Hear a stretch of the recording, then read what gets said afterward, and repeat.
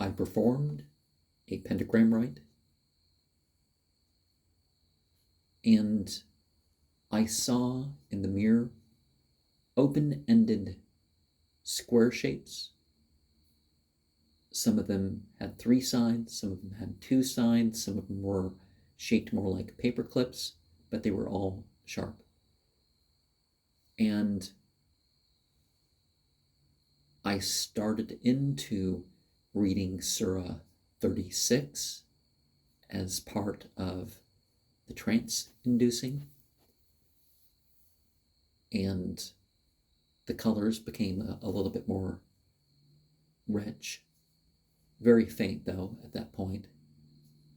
I felt an analgesic shudder go down me. And then I stopped to scry into this mirror stand here. And when I did that, I saw an upward pointed triangle with something in the middle. And it seemed to form a vortex. And then I returned and did the reading. I spoke aloud with some parts.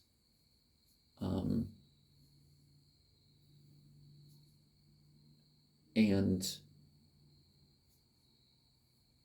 again, I felt that feeling like a storm coming down, relieving all pain, very euphoric, not just because the pain and stiffness or whatever is gone. By the end of the second reading, I had felt a warmness, a pleasing warmness on my hands, my ears, and my feet. That is almost gone, but it's a little bit more there. And finally, with the third shudder, I saw this figure in the mirror. Kind of reminded me of one of those Native American paintings, because it's sort of an impossible posture to get your body into. The legs angled down at right angles, the arms angled up at right angles, and this little yellow figure carried a green sword.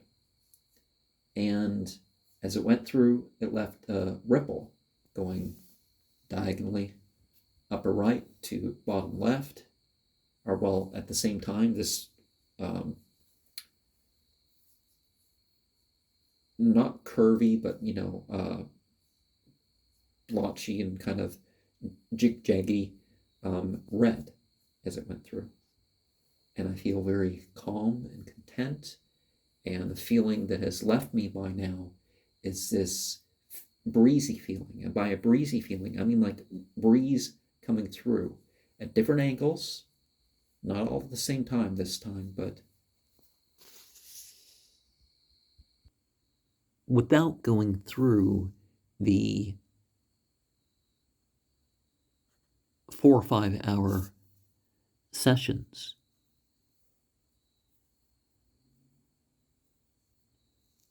This book gives an idea of the sort of mystical training that a person goes through as they go from one degree to the next. And there's stuff with breath, there's working on visualization and auditory communication, separating the parts of your consciousness for them to talk to each other. Of course, it's said to work better if it's through an angel or a demon or something, and well, I find that you don't actually have to invoke or evoke anything other than yourself as you worship ultimate divinity to accomplish these things. But certainly these things are references through whatever. You have the cosmology much like the bija mantras, how people will go up. But we, of course, realize that the centers, as represented as something in the body, are more of a mental exercise than here these physical exercises. And some of the Sufis, they understand this more and more and are more explicit about it because they have, honestly, because they either by learning it through the Yazidi or through the Quranic references, understanding some aspects of that, they go down,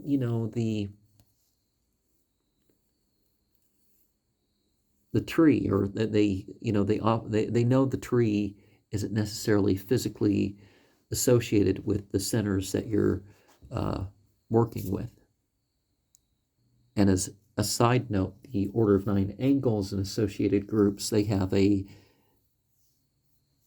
every path to every other path of the 7 planetary spheres, and so you end up with 21. And some will have a path to the earth and a path to the greater heavens. They tell you here to use the visualization of an older alphabet. They call it Phoenician. I would say about 1000 BCE, I think, is the age that we're looking at. And they add another couple letters to that. Of course, at one point, the 22 letters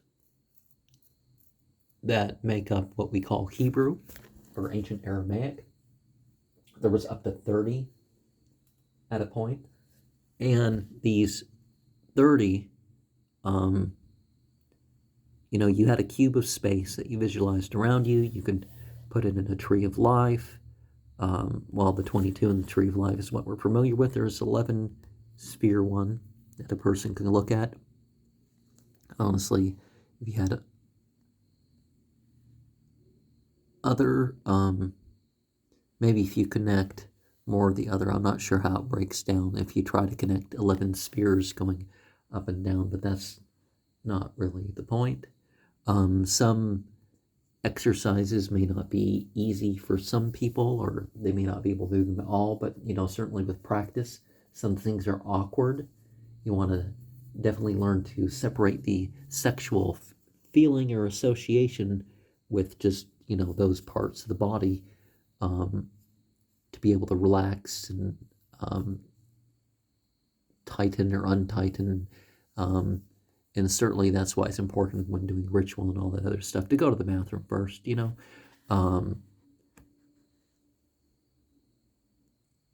master ritual of the Hermetic caduceus is one which I could say that a person could rephrase that sort of thing and be completely honest, because it's like, well, you're not that big or anything like that, so, but you say you're like that, or you're extending your spiritual reach to that extent, but you don't want to disassociate from the physical reality in terms of your body. You may enhance it. You say, that that's a much safer thing to enhance it or to focus on different realities. But one thing that a person wants to do is create a vehicle for oneself, a vehicle for the soul body. Associations to work with on your spiritual journey. And I don't mean associate falsely with divinity or whatever. You don't have to do that. Some things may be easier at first, it seems, but then again, you can take things to reference transcendence. You have color coding and some other stuff in regards to the alphabet. You have the idea that you affirm yourself as somebody that can continue to develop, that you're dipping into the transpersonal, into the truth, into the remembrance as it's meant to be remembered, and you're combining physical actions with mental training. Colors, music, and myth.